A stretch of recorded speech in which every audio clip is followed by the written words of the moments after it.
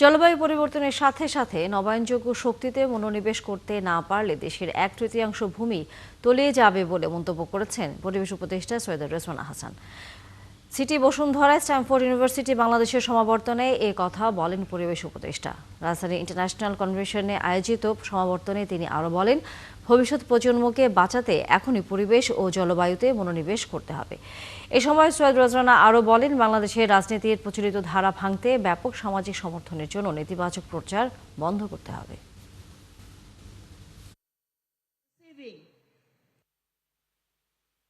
পদ্ধতি যাতে ঠিক করে দিয়ে যেতে পারি সেজন্য আমরা চেষ্টা করছি।